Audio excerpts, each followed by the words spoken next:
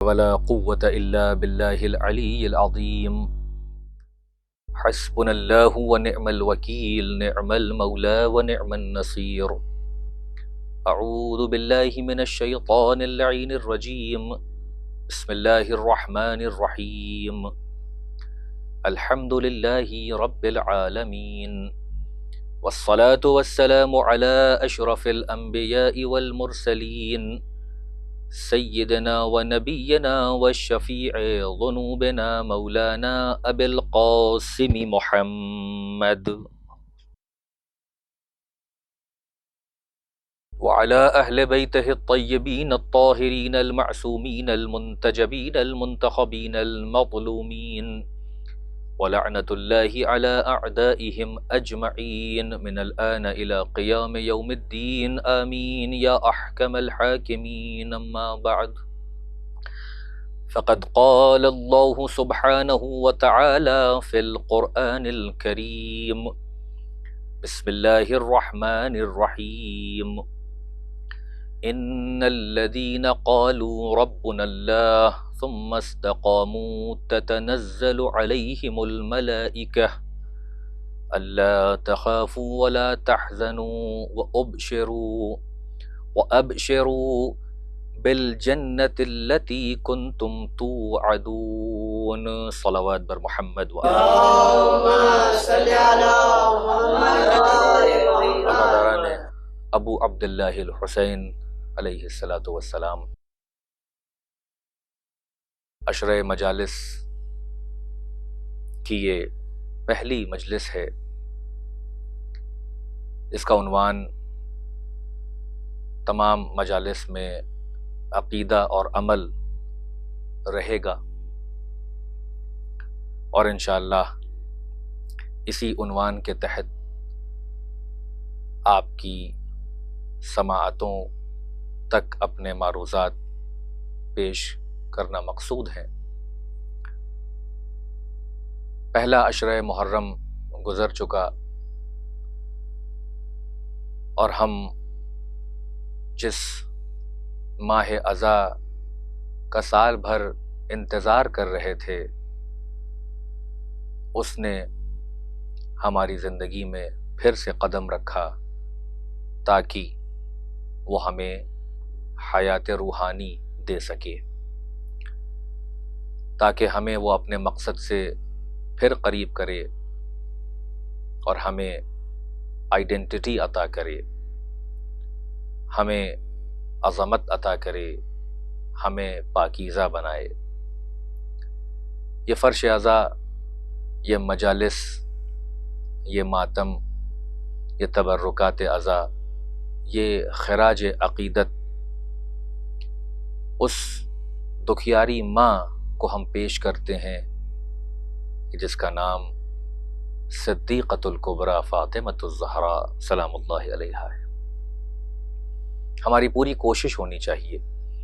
کہ ہم بالخصوص ان ایام عزا میں اور عزاداری کو برپا کرنے میں نہایت خلوص سے تمام کام انجام دیں، اس لیے کہ اگر اس فرش عزا پر آنے کے بعد اور اس عزاداری کو برپا کرنے کے بعد بھی ہمارے اندر خلوص نہیں آیا، ہمارے اندر اگر ارتقاء نہیں آئی، اگر ہمارے اندر اگر ترقی نہیں آئی، ہمارے اندر اگر بہتری نہیں آئی، تو پھر شاید ہم نے اس ماہ عزا سے اور اس عظیم مکتب فکر سے کچھ حاصل نہیں کیا. انشاءاللہ ان 10 روز میں عقیدے اور عمل کے عنوان سے آپ کی خدمت میں معروضات پیش کرتا رہوں گا. آج کی یہ مجلس تمہیداً کچھ باتیں آپ کی خدمت میں پیش کرنا مقصود ہیں. اسلام اگر آپ غور کریں تو انہی 2 چیزوں کا نام ہے، یعنی عقیدہ اور عمل. پروردگار نے ہم کو جو نعمت عظمیٰ عطا کی ہے، یعنی دین، اور وہ بھی ایسا دین کہ جو دین مرتضوی ہے، جو دین مصطفی ہے، جو دین حسینی ہے، اس میں جہاں عقائد ہیں وہیں عقائد کے ساتھ ساتھ اعمال بھی ہیں، یعنی اصول بھی ہیں اور فروع بھی ہیں۔ یہ عقیدہ اور جو عمل ہے یہ لازم و ملزوم ہے، ایک دوسرے کی شرط قرار پاتے ہیں، اور نہ عمل بغیر عقیدے کے صحیح اور درست کہلاتا ہے، اور نہ عقیدہ بغیر عمل کے کوئی فائدہ پہنچائے گا۔ یعنی یہ بات بالکل صاف ہے، بالکل کلیئر ہے کہ اگر کوئی صاحب عقیدہ ہے مگر عمل میں کمزور ہے، بیکار ہے، یا عمل کا باغی ہے اور اس کو عمل سے کوئی سروکار نہیں ہے، تو اس کا یہ عقیدہ اس کو فائدہ نہیں پہنچائے گا۔ اور اگر کوئی عمل کی شدت پر بہت زور دیتا ہے، ہر وقت عمل کے لیے سرگرداں ہے، کوشاں ہے، لیکن اس کے عقائد درست نہیں ہیں، اصول عقائد میں اس نے غور و فکر نہیں کیا، تو پھر اس کے اعمال درست نہیں ہو سکتے اور قبولیت کے درجے تک نہیں جا پائیں گے۔ یعنی مختصراً کہ عقیدہ اور عمل دونوں لازم و ملزوم ہیں۔ جس طریقے سے پھول سے اس کی خوشبو کو کوئی جدا نہیں کر سکتا ہے، اسی طریقے سے عقیدے سے عمل کو کوئی جدا نہیں کر سکتا ہے۔ دونوں ہوں گے تو ساتھ ہوں گے۔ عقیدہ ہے باطن، اس کا اظہار ہے عمل، یعنی عقیدہ دکھائی نہیں دیتا ہے، کوئی ایسی ٹینجبل شے نہیں ہے کہ آپ کہیں کہ یہ عقیدہ رکھا ہے، بلکہ یہ ہے ایبسٹریکٹ، یہ ہے اندر ہماری روح میں، ہمارے قلب میں، ہماری روح میں جتنا یہ راسخ ہو جائے گا اسی کے مطابق ہمارا عمل ظہور پذیر ہوگا۔ ایک صلوات بھیج دے محمد و آلہ محمد۔ پروردگار عالم نے اسی لیے دیکھیے آپ کہ ہم کو عقیدے اور عمل کی طرف دعوت دی ہے۔ قرآن مجید میں جب بھی آپ غور و فکر کریں گے تو جہاں پر یا ایھا الذین آمنو آیا ہے، اسی کے بعد عمل کی طرف دعوت دی گئی ہے۔ اور آپ جس ماہ اذا میں آ گئے ہیں، جس محرم اور جس عزاداری کو برپا کر رہے ہیں، یہ خود کربلا ایک ایسی درسگاہ ہے، ایک ایسی آفاقی یونیورسٹی ہے، ایک اعلیٰ ترین نمونہ ہے عقیدے اور عمل کا۔ تمہیداً کچھ باتیں عرض کرنا چاہتا ہوں۔ آپ کربلا معلیٰ پہ غور کریں، امام حسین علیہ السلام اور ان کے اصحاب باوفا علیہم السلام پر غور کریں۔ امام حسین کے ساتھ جو لوگ ہیں وہ ہر سن و سال کے لوگ ہیں، یعنی مولا نے کربلا کے اندر انسانیت اور دنیا بشریت کے لیے ہر طرح کا نمونہ عمل رکھ دیا ہے۔ اگر کوئی 6 مہینے کے بچے کے لیے چاہے کہ اس کو کیا کرنا چاہیے تو مولا نے اپنے ششماہے کو پیش کر کے بتایا۔ اگر کوئی کڑیل جوان کی بات کرے تو علی اکبر موجود ہیں نمونہ عمل کے طور پر۔ اگر کوئی 32 برس کے جوان کی بات کرے تو حضرت عباس علیہ السلام موجود ہیں۔ اگر کوئی بڑھاپے کی منزل میں قدم رکھتا ہے تو خود آقا موجود ہیں اور ان کے رفقا موجود ہیں۔ اگر نہایت بوڑھا ہو کوئی تو حضرت مسلم ابن اوسجہ جیسا کردار موجود ہے۔ یعنی بچوں کے لیے بھی سبق ہے، بوڑھوں کے لیے بھی سبق ہے، جوانوں کے لیے بھی سبق ہے، نوجوانوں کے لیے بھی سبق ہے، جو سن بلوغ کو نہیں پہنچے ہیں ان کے لیے بھی سبق ہے، جو آزاد ہیں ان کے لیے بھی سبق ہے، جو غلام ہیں ان کے لیے بھی سبق ہے۔ اگر خواتین ہیں، مؤمنات ہیں تو ان کے لیے بھی قدم قدم پر نمونہ عمل موجود ہیں اور سبق موجود ہے۔ خود حضرت زینب الکبریٰ سلام اللہ علیہا کی ذات مبارکہ ایک بہترین اسوہ اور نمونہ ہے تمام خواتین کے لیے۔ امام سجاد علیہ السلام موجود ہیں۔ تو آپ دیکھیں کہ اسی پر غور کریں آپ کہ یہ حضرت مسلم ابن اوسجہ اتنے بوڑھے ہیں، بعض نے ان کی عمر 95 ایئرز، بعض نے 120 ایئرز لکھی ہے، اتنے بوڑھے ہیں کہ عصا کا سہارا لے کے چلتے ہیں، اتنے کمزور اور ضعیف ہیں کہ بغیر عصا کے آگے نہیں بڑھ سکتے ہیں، اور یہ جو بھویں ہیں ان کی وہ اتنی زیادہ جھک چکی ہیں بڑھاپے کی وجہ سے کہ وہ آنکھوں پر آ جاتی ہیں، تو رومال باندھتے ہیں تاکہ دیکھ سکیں۔ اور یہ وہ صحابی ہیں کہ جو باعظمت صحابی ہیں، جنہوں نے رسول اللہ کے زمانے کو درک کیا، جنہوں نے امیر المؤمنین کے زمانے کو درک کیا، امام حسن کے زمانے کو درک کیا، اور اب امام حسین کے ساتھ موجود ہیں۔ اور جب شب عاشور ابو عبداللہ الحسین علیہ السلام اپنے اصحاب باوفا کو ان کا مقام جنت میں دکھا رہے تھے اور چراغ کو گل بھی کر دیا، قلعہ بیعت کو اٹھا بھی لیا، اس کے باوجود بھی کوئی مولا کے پاس سے ہلا بھی نہیں۔ سب نے یہی کہا کہ اے آقا، ہماری جنت آپ کے قدموں میں ہے۔ یہیں پر حضرت مسلم ابن اوسجہ کے وہ جملات مقتل میں موجود ہیں کہ آپ کہتے ہیں کہ آقا، کیا میں نے آپ کے نانا، آپ کے جد رسول اللہ صلی اللہ علیہ وآلہ وسلم کی خدمت نہیں کی اور ان سے وفاداری نہیں کی؟ مولا نے کہا بے شک۔ یہی جملہ امیر المومنین کے لیے دہرایا، کہا بے شک آپ ان کے اصحاب باوفا میں سے ہیں، آپ ان کے شیعوں میں سے ہیں۔ امام حسن علیہ السلام کے لیے کہا کہ بے شک آپ میرے بھائی کے شیعوں میں سے ہیں، آپ ان کے نہایت ہی مقرب اور باوفا صحابیوں میں سے ہیں، اور اس وقت آپ میرے مقرب ہیں۔ کہا مولا، جب میں آپ سب کا باوفا ہوں، آپ سب کا شیعہ ہوں، تو پھر مولا کل مجھے سب سے پہلے جام شہادت نوش کرنے کی اجازت دیں، سب سے پہلے میں آپ پر قربان ہونا چاہتا ہوں۔ اب یہاں پہ میں روک کے ایک جملہ کہنا چاہتا ہوں کہ دیکھیے، اسلام ہے عقیدہ و عمل۔ حضرت مسلم ابن اوسجہ کا عقیدہ راسخ عقیدہ، اللہ کی وحدانیت کا اقرار تو اس میں استقامت، رسول اللہ کی رسالت کا اقرار تو اس میں استقامت، امیر المؤمنین کی ولایت کا اقرار تو اس میں استقامت، امام حسن و حسین کی ولایت و امامت کا اقرار تو اس میں استقامت، عقائد کی منزل میں مستقیم ہیں اپنے عقیدے میں اور بالکل ڈٹے ہوئے ہیں، سیسا پلائی ہوئی دیوار ہیں، اور عمل کی منزل میں یہ شوق شہادت بتا رہا ہے، یہ تمام رسول اللہ سے لے کے اور امام حسین تک وفاداری کا نبھانا، ساتھ ساتھ چلنا، ساتھ اٹھنا، ساتھ بیٹھنا، اپنے وقت کے امام کے چشم و ابرو پر نگاہ رکھنا، یہ بتا رہا ہے کہ اس انسان کا عقیدہ جتنا پختہ ہے اتنا ہی اس کا عمل بھی پختہ اور مضبوط اور اعلیٰ درجے کا ہے۔ تبھی یہ کہہ رہے ہیں کہ مولا مجھے جام شہادت نوش کرنے دیں، سب سے پہلے میں آپ پر سب سے پہلے اپنی جان کو قربان کرنا چاہتا ہوں۔ تو عزیزان محترم، آپ دیکھیں کہ کل تک عصا ساتھ تھا، 9 محرم تک حضرت مسلم ابن اوسجہ کے ہاتھ میں عصا ہے،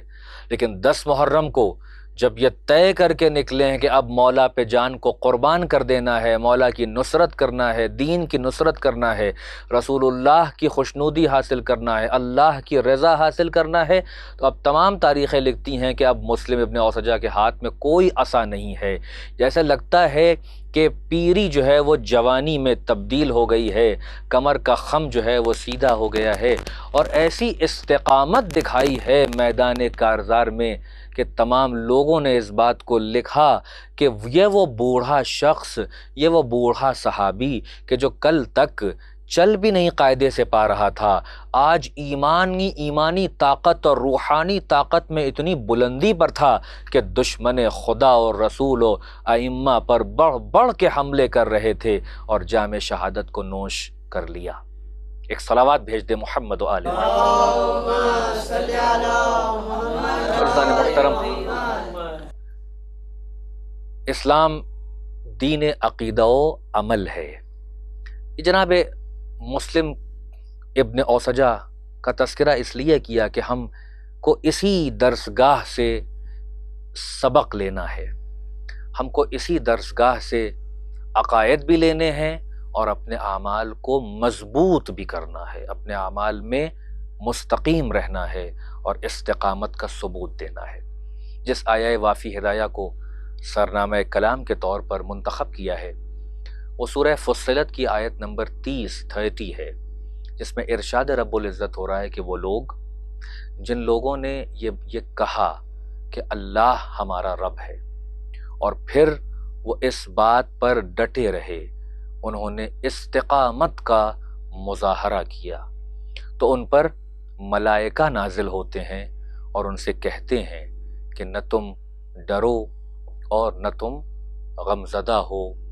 بلکہ تم اس جنت کا مزہ لو جس کا تم سے وعدہ کیا گیا ہے۔ عزیزان محترم، یہ آیت یہ بتا رہی ہے کہ یہ وہ لوگ ہیں کہ جنہوں نے اللہ کی ربوبیت کا اقرار کیا اور پھر زندگی بھر استقامت کا مظاہرہ کیا۔ انہی کے لیے ملائکہ آگے بڑھ کے کہتے ہیں کہ نحن اولیاؤکم، ہم تمہارے دوست ہیں، فی الحیات الدنیا والآخرہ، یعنی اس دنیا میں جہاں بھی تم تھے ہم تمہارے ساتھ تھے، تم سفر میں تھے ہم سفر میں تمہارے ساتھ تھے، تم حضر میں تھے ہم حضر میں تمہارے ساتھ تھے، تم باہر نکلتے تھے ہم باہر تمہارے ساتھ تھے، تم گھر میں رہتے تھے ہم گھر میں تمہارے ساتھ تھے، تم سوتے تھے ہم تمہارے ساتھ تھے، تم جاگتے تھے ہم تمہارے ساتھ تھے، تم نے جہاں جہاں بھی زندگی کا لمحہ گزارا ہر جگہ ہم تمہارے ساتھ تھے، ہم تم کو بلاؤں سے محفوظ رکھتے تھے، ہم تم کو گناہوں سے دور رکھتے تھے، ہم تمہاری مشکلات میں مدد کرتے تھے، اور اس زندگی کے خاتمے تک ہی ہم تمہارے ساتھ نہیں ہیں بلکہ ہم اس زندگی کے بعد بھی تمہارے ساتھ رہیں گے فی الآخرہ، یعنی جب تمہیں سب لوگ قبر میں لٹا کر چلے جائیں گے اور تمام دنیاوی رشتے اپنے اپنے گھروں کو چلے جائیں گے، اب کیونکہ وہ قبر میں نہیں آ سکتے، قبر میں تمہارے اندر آ کے تمہاری مدد نہیں کر سکتے، ہاں باہر سے ایصال ثواب ضرور کر سکتے ہیں، مگر قبر کی تنہائی کو دور کرنے کے لیے بھی تمہیں مونس و مددگار چاہیے، تو ہم ملائکہ تمہارے وہاں بھی مونس اور مددگار ہیں، اس لیے کہ تم نے اللہ کی ربوبیت کا اقرار کیا اور اس میں تم نے استقامت دکھائی ہے، لہٰذا نہ اب تمہارے لیے کوئی خوف ہے نہ تمہارے لیے کوئی حزن اور ملال اور غم ہے۔ ایک صلوات بھیج دیں محمد و آل محمد۔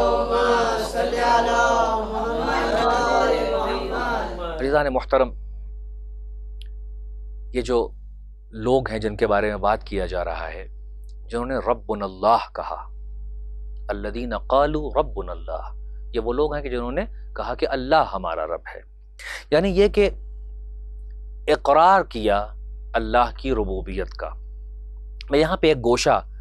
اپنے سننے والوں کی خدمت پہ پیش کرنا چاہتا ہوں کہ اقرار انسان بہت سی چیزوں کا کرتا ہے۔ عقائد کی منزل میں زبان سے کہہ دینا کہ میں اللہ کو ایک مانتا ہوں، اس کو احد مانتا ہوں، اس کے صفات کا قائل ہوں، میں اس کے انبیاء اور مرسلین پر ایمان رکھتا ہوں، اور تمام جو عقائد کی منزلیں ہیں اس کو مانتا ہوں، لیکن اس کے باوجود میں ایک مثال دوں کہ ایک انسان نے اقرار تو کیا کہ اللہ اس کا رب ہے، اللہ رازق ہے، اللہ مالک ہے، اللہ پر توکل ہونا چاہیے۔ اب اس نے کاروبار شروع کیا، ایک بزنس شروع کیا، اللہ پر کی ربوبیت پر اقرار بھی ہے، مگر ہر وقت یہ فکر ہے کہ کہیں سرمایہ ڈوب نہ جائے اور اللہ کو عملی طور پر مائنس کر کے سرمایے پر پورا دھیان، جو کیپٹل لگایا اس پر دھیان، پتہ نہیں سامان بکے یا نہ بکے، پتہ نہیں میں اس میں ترقی کر پاؤں کہ نہ کر پاؤں، پتہ نہیں میں آگے بڑھ پاؤں کہ نہ بڑھ پاؤں۔ ایک یہ منزل، دیکھیے زبان سے اقرار ہو رہا ہے مگر عمل خلاف ہے۔ دوسری چیز، اللہ پر بھروسہ کیا، اللہ کو اللہ مانا، اللہ کو رب مانا، اللہ کو رازق مانا، اللہ کی شریعت پر عمل کیا اور دین کا اقرار کیا، مگر جب کاروبار کرنے لگے، جب پیسہ کمانے لگے، جب رزق و روزی کمانے کی منزل آئی تو حرام کام بھی کرنے لگے، یعنی گناہوں سے دامن آلودہ ہوتا رہا، سامان وہ بیچنے لگے کہ جس کو شریعت نے منع کیا ہے،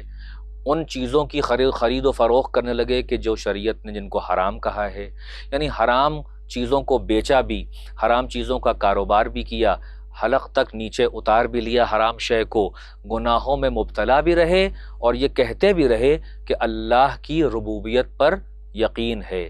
یعنی یہ وہ منزل ہے کہ جہاں پر انسان عقیدے کا اقرار تو کر رہا ہے، مگر یہ وہ بھول جاتا ہے کہ اس نے اسی قرآن میں اس کو تنبیہ اسی لیے کی گئی ہے کہ دیکھو بھولو نہیں،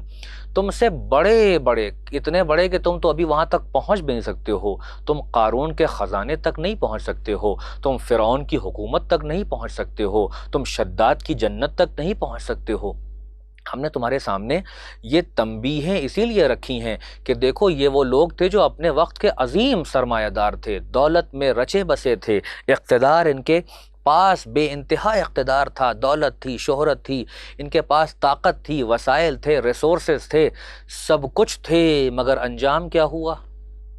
انجام وہ ہوا کہ آج کوئی پوچھنے والا نہیں ہے کہ وہ رعونت کہاں گئی، وہ تکبر کہاں گیا،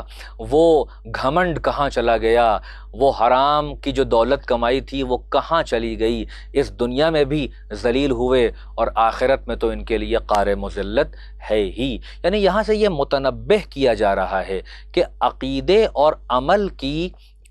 بات جب ہوگی تو فقط ربنا اللہ کہنے سے کام نہیں چلے گا، بلکہ یہ بھی دیکھنا ہوگا کہ ربنا اللہ کے بعد اس ربوبیت پر کتنی استقامت دکھائی۔ یعنی جب کوئی کاروبار شروع کیا تھا تو اللہ کا نام لے کر شروع کیا تھا، تو اس میں اللہ کا نام باقی رہے، اللہ پر توکل باقی رہے، اللہ کو رازق مانا ہے تو اس کی رزاقیت پر استقامت رہے۔ ایسا نہ ہونے پائے کہ اللہ کی رزاقیت کا زبان سے تو اقرار کر لیا جائے مگر ڈالر کو اور پیسے کو اور پاؤنڈ کو اور مال کو اپنا رب مان لیا جائے اور اس کی طرف دل دے دیا جائے اور خدا سے غافل ہو جائے انسان۔ اگر ایسا کر رہا ہے تو پھر اس میں استقامت نہیں پائی جاتی ہے، یعنی وہ فقط زبانی دعویٰ کر رہا ہے، اس کا دعویٰ ابھی روح و جان میں نہیں اترا ہے کہ اس کے اعضاء و جوارح سے ظاہر ہو کر بتائے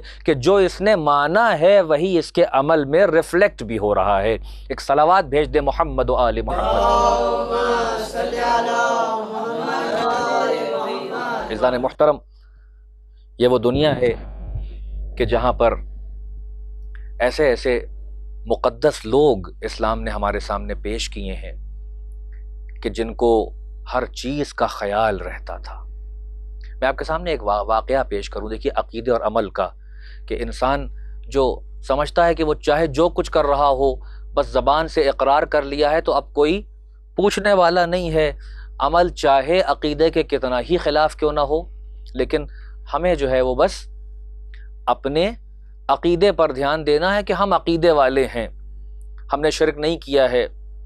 بظاہر ہم نے اللہ کی ربوبیت کا اقرار کیا ہے، اس کی وحدانیت کا اقرار کیا ہے، ہم مسلم ہیں، ہم رسول اللہ کو مانتے ہیں، ہم امیر المومنین کی ولایت کا اقرار کرتے ہیں، ہم ان 14 ائمہ معصومین علیہم الصلاۃ والسلام کو اللہ کی حجت مانتے ہیں، حجت اللہ البالغہ مانتے ہیں، ان کی شفاعت کے جو ہیں ہم اقرار کرتے ہیں، ہم ان کو افضل ترین ہستیاں مانتے ہیں، ہم ان کو مقصود کائنات مانتے ہیں، ہم ان کو معصوم ہستیاں مانتے ہیں، ہم صراط کے بھی جو ہے وہ اقرار کرتے ہیں، ہم حساب و کتاب کا بھی اقرار کرتے ہیں، ہم میزان کا بھی اقرار کرتے ہیں، ہم جنت و جہنم کا بھی اقرار کرتے ہیں، ہم قیامت کے روز حساب و کتاب کا بھی اقرار کرتے ہیں، ہم یہ بھی اقرار کرتے ہیں کہ ہم یہاں سے جانے کے بعد اٹھائے جائیں گے اور ہم برزخی دور سے گزر رہے ہیں اور ایک دن ہم کو ہماری قبروں سے اٹھایا جائے، سب اقرار کرتے ہیں، مگر گناہوں سے اپنے کو نہیں بچا پاتے، غیبتوں سے اپنے کو نہیں بچا پاتے، برائیوں سے اپنے کو نہیں بچا پاتے، تہمتیں لگاتے ہیں، برائیاں کرتے ہیں، دل دکھاتے ہیں، گناہ پہ گناہ کرتے چلے جاتے ہیں اور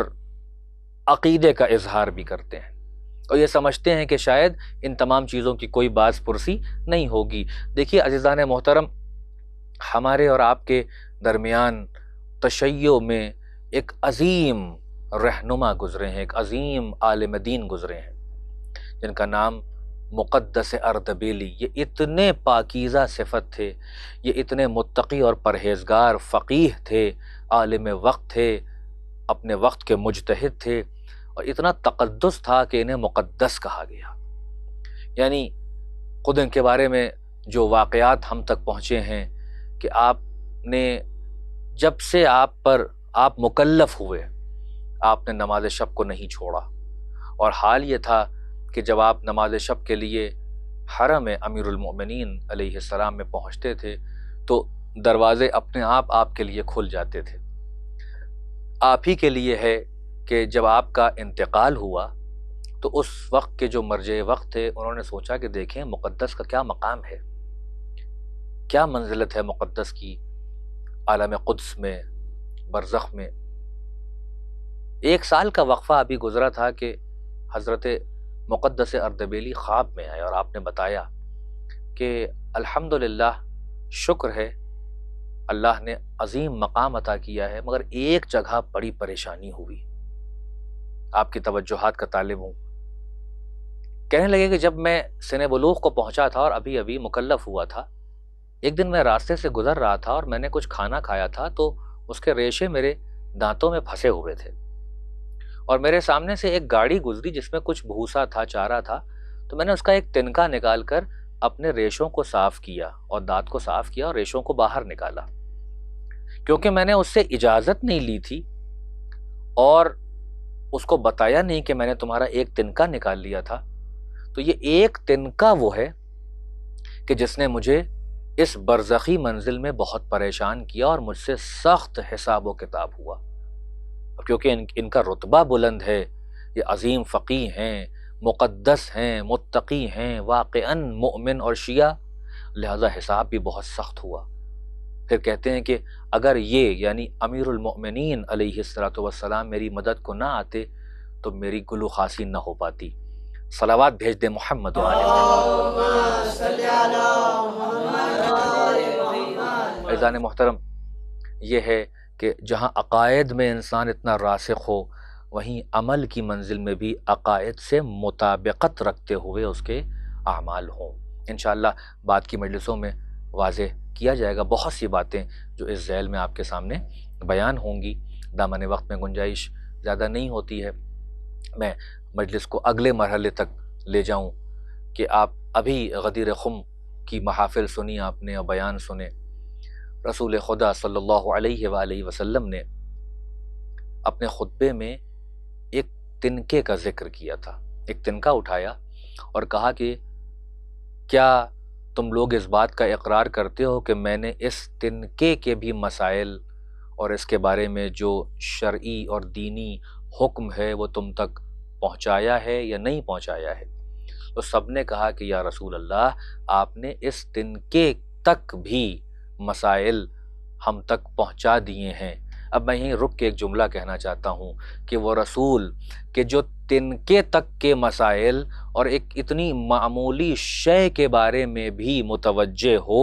اور تنبیہ کرے اور اس کے مسائل لوگوں تک پہنچا دے، یہ کیسے ممکن ہے کہ اپنے جانے کے بعد وہ امت کو بغیر کسی ہادی اور رہنما اور خلیفہ اور ولی کے چھوڑ کے چلا جائے اور کوئی انتظام نہ کرے؟ ایک صلوات بھیج دے محمد و آل محمد۔ عزیزان محترم، عقیدے اور عمل کے عنوان سے جو گفتگو ہو رہی ہے اس میں آپ کے سامنے تمہیداً بہت سی باتیں عرض کی جا رہی ہیں۔ عزیزان محترم، ہم اور آپ جس دنیا میں سانس لے رہے ہیں یہ وہ دنیا ہے کہ جہاں پر مختلف قسم کے عقائد پائے جاتے ہیں۔ آپ دیکھیں تو ہر مذہب میں عقیدہ بھی پایا جاتا ہے اور عمل بھی پایا جاتا ہے، اور اسلام وہ دین ہے کہ جس نے عمل کو اکاؤنٹیبلٹی تک میں شمار کیا ہے کہ جو بھی ہم عمل کریں وہ بیکار نہیں ہوگا، وہ برباد نہیں ہوگا، بلکہ ہر انسان ہر لمحہ اپنے اعمال پر اکاؤنٹیبل ہے، یعنی اس سے سوال ہوگا تم نے ایسا کیوں کیا۔ اور آپ قرآن مجید میں آئے اگر تو قرآن مجید نے باقاعدہ اس پر آیت رکھی کہ کوئی بھی اگر عمل خیر کرے، مثقال خیرن ذرۃ خیرن یرہ، یعنی اگر کوئی مثقال بھر بھی، ایک ذرے بھر بھی عمل کرے، وہ عمل اگر اس کے ذرہ بھر بھی ہو تو اور وہ عمل خیر ہو تو پھر وہ اس عمل کو دیکھے گا،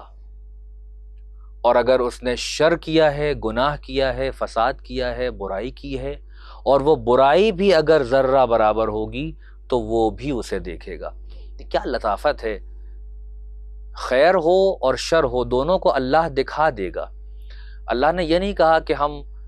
اس کی جزا تمہیں دے دیں گے، یا یہ نہیں کہا کہ مار کے تمہیں ایسا کر دیں گے۔ اگر انسان مر جائے اور مرنے کے بعد اس کو جو ہے وہ اس کی سزا و جزا مل جائے تو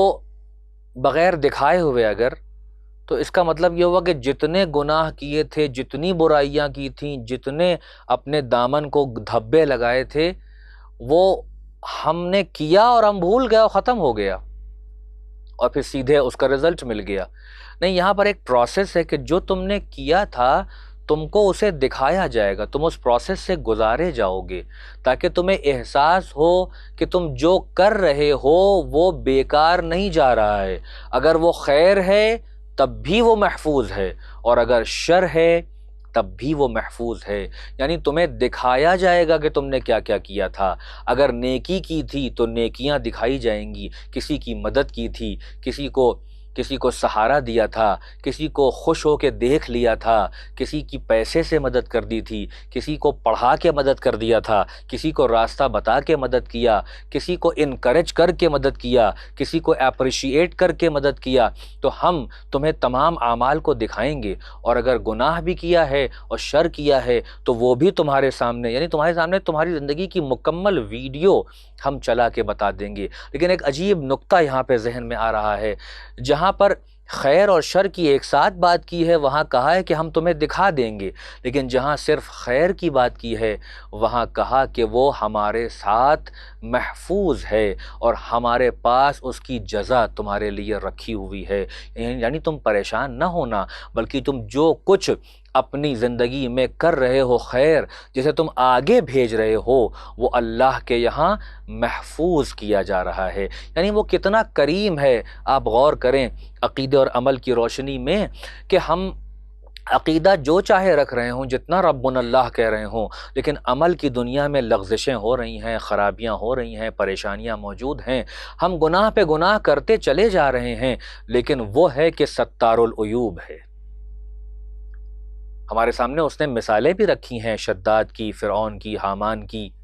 یزید کی، اور جو قاتلان ائمہ معصومین ہیں، جو دشمنان اہل بیت ہیں، سب کی زندگی ہمارے سامنے ہے۔ لیکن اس کے باوجود بھی ہم جو ہیں وہ اس سے سبق نہیں لے رہے ہیں، ہم غیبت میں مبتلا ہیں، ہم جو ہیں وہ غصب کر رہے ہیں دوسروں کی زمینوں کو، ہم مال امام بھی کھا جاتے ہیں، ہم جو ہیں وہ مومنین کو پریشان بھی کرتے ہیں، بندگان خدا کو ہرٹ بھی کر دیتے ہیں، اور صبح سے شام کتنے گناہ کر رہے ہیں، مگر اس کا کرم دیکھیے کہ دسترخوان نعمت ہم سے چھینا نہیں ہے، دسترخوان نعمت ہم سے دور نہیں ہوا ہے،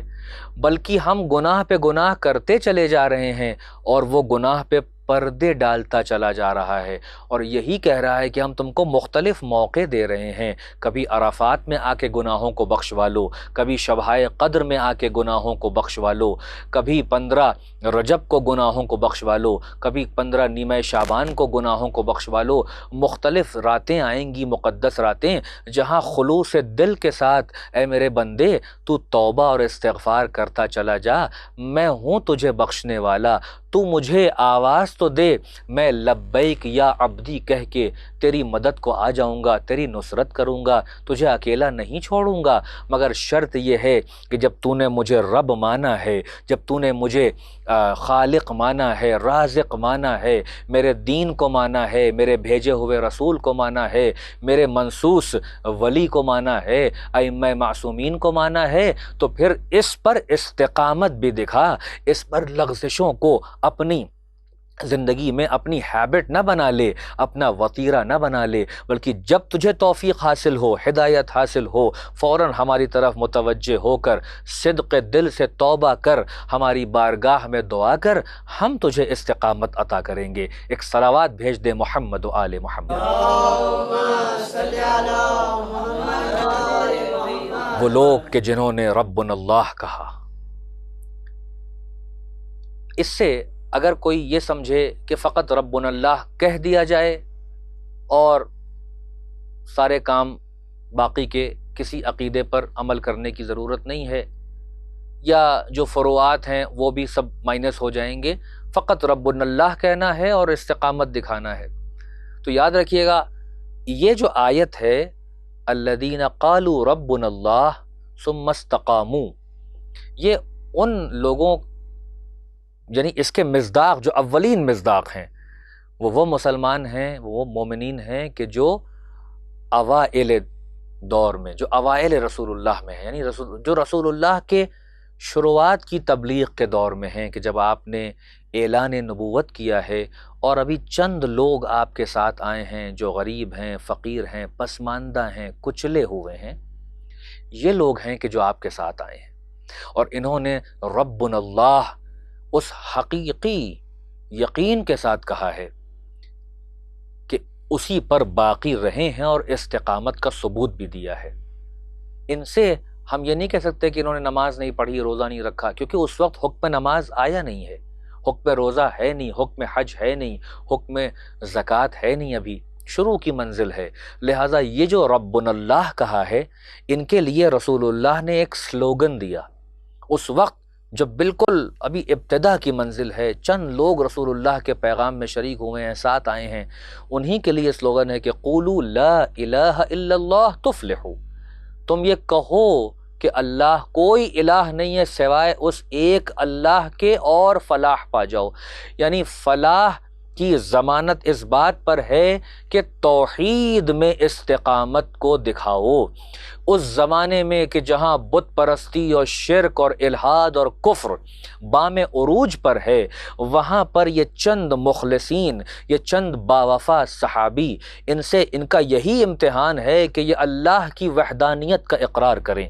یہ توحید الہی پر ایمان لائیں، اللہ کے رسول کی نبوت کا اقرار کریں اور اس پر باقی رہیں، اس پر استقامت دکھائیں۔ چنانچہ تاریخ نے بہت سے واقعات ہمارے سامنے نقل کیے ہیں۔ اگر جناب حباب کی بات کی جائے تو یہ حباب وہ ہیں کہ جو مکے میں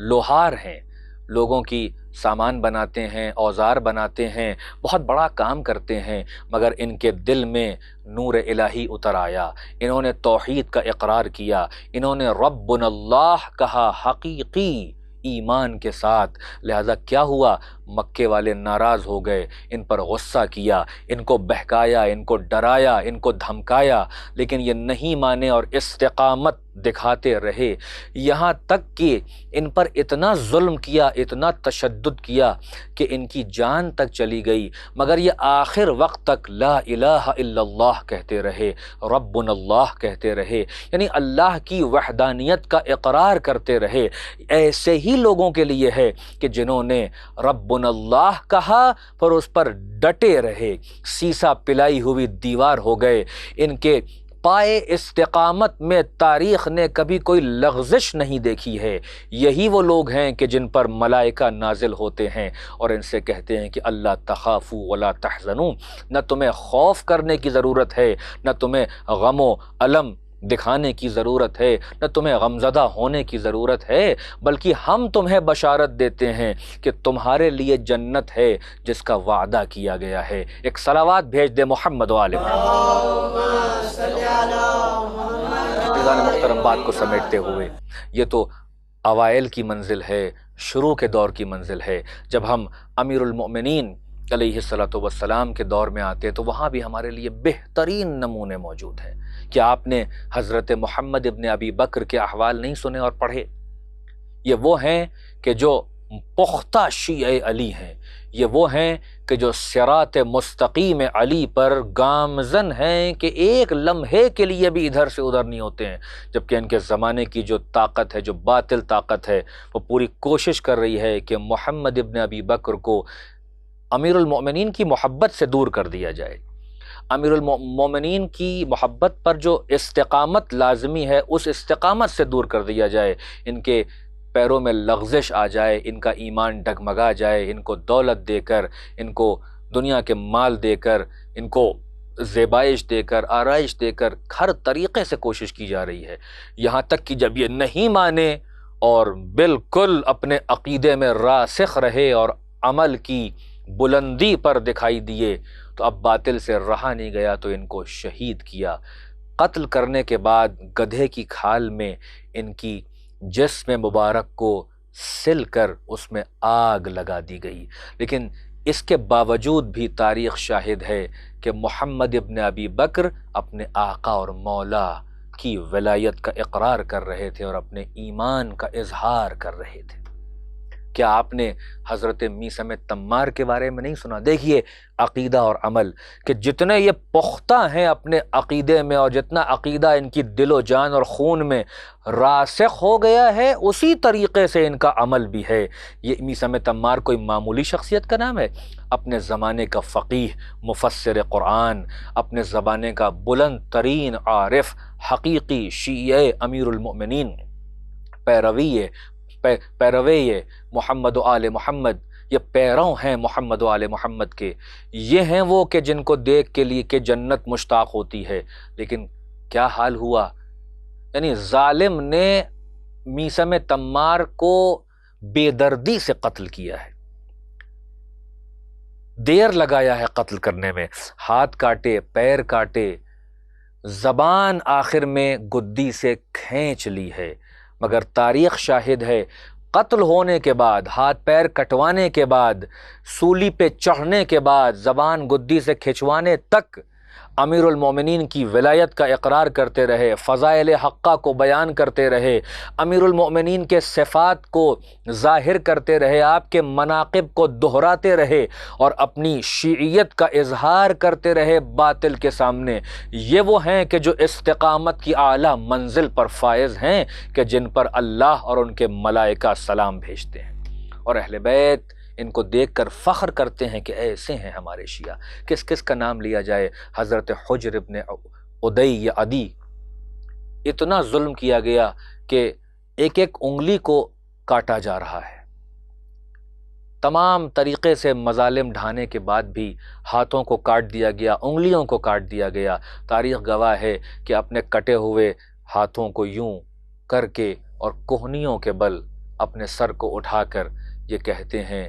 کہ السلام علیک ایھا الصدیق الاکبر، اے میرے مولا امیر المومنین، سلام ہو آپ پر کہ آپ صدیق اکبر ہیں۔ یہ ہیں وہ شیعہ کہ جن کا عقیدہ پختہ ترین، راسخ اپنے عقیدے میں، جن کا عمل ان کے عقیدے کی عکاسی کر رہا ہے۔ ایک صلوات بھیج دے محمد عزیزان محترم، اب دامن وقت میں گنجائش نہیں ہے، لہٰذا بات کو سمیٹتے ہوئے کہ جن لوگوں کو اس آیت میں ایڈریس کیا گیا ہے،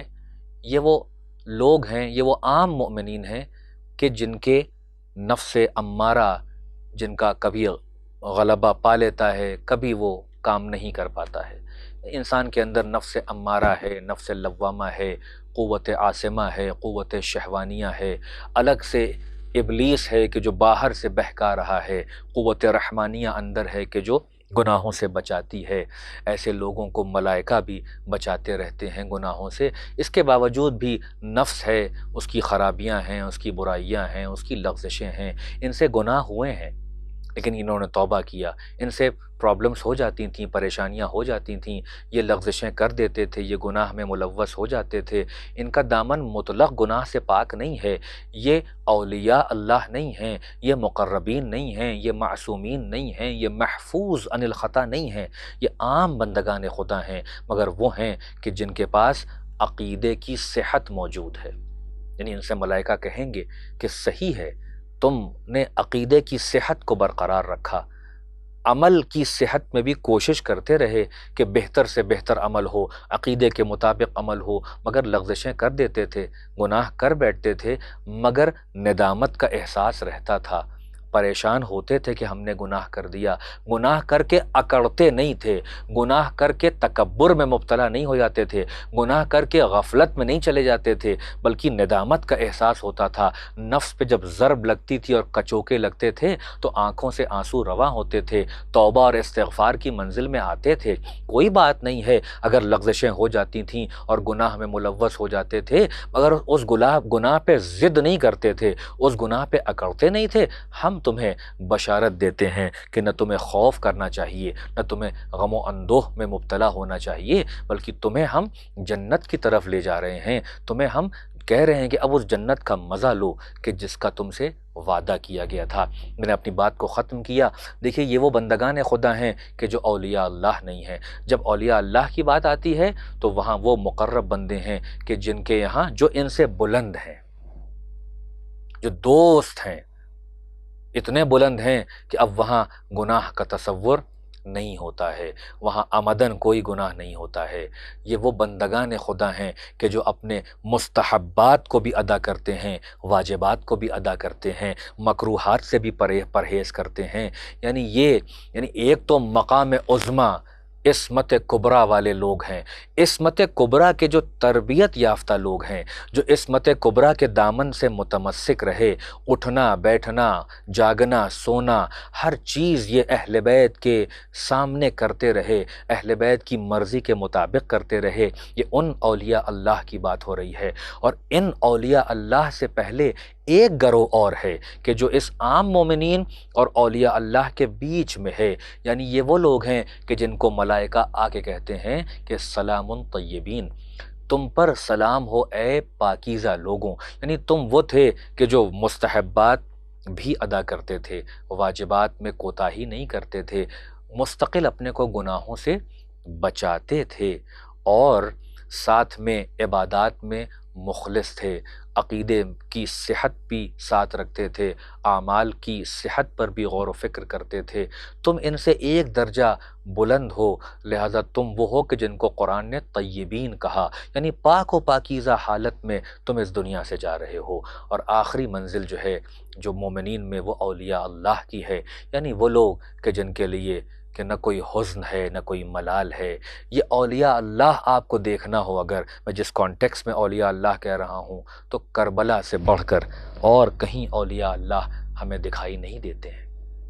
یہ وہ ہیں کہ جن کے لیے امام معصوم نے کہہ دیا کہ نہ ایسے اصحاب مجھے میرے بابا کو ملے، نہ ایسے اصحاب میرے نانا کو ملے، نہ ایسے اصحاب میرے بھیا کو ملے۔ ہاں عزاداروں، ابھی آپ نے 10 محرم کے مصائب سنے، ہاں یہ وہ عظیم سانحہ اور روز شہادت کہ جہاں فاطمہ کا گلشن اجاڑ دیا گیا،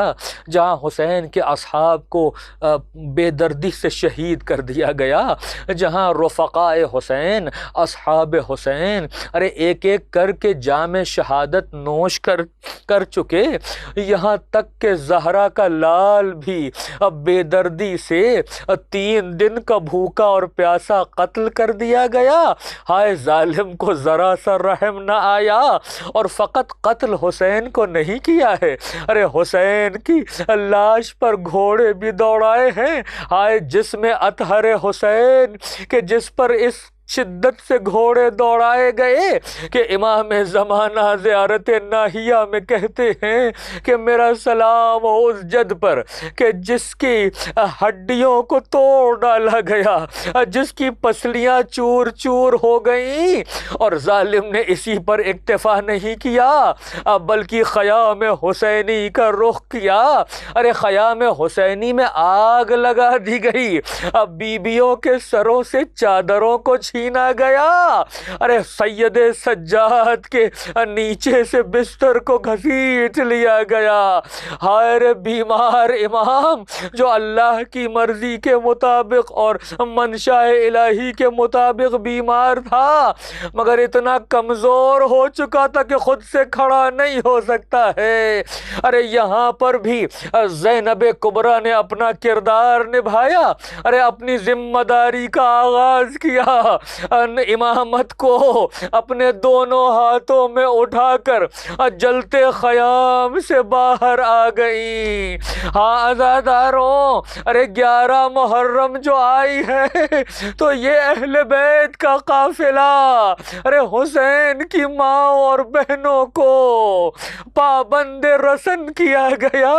ارے بے کجاوا اونٹوں پر بٹھایا گیا۔ بس میں نے زحمت کو تمام کر دیا۔ ہاں یہ جب قافلہ گزر رہا ہے تو جان بوجھ کر ہر بیوی کو اس کے شہید کے پاس سے گزارا گیا تاکہ دل پہ اور چوٹ لگے۔ اندازہ لگائیں، ارے کل جن کو بے دردی سے قتل کر دیا گیا ان کے جسم مطہر اب بے گور و کفن پڑے ہوئے ہیں، اب بیویوں کو انہی کے پاس سے گزارا جا رہا ہے۔ ایک شور برپا ہے، واہ حسینہ، واہ محمدہ، واہ علیہ۔ الا لعنت اللہ علی القوم الظالمین فسيعلم الذين ظلموا أي منقلب ينقلبون إنا لله وإنا إليه راجعون۔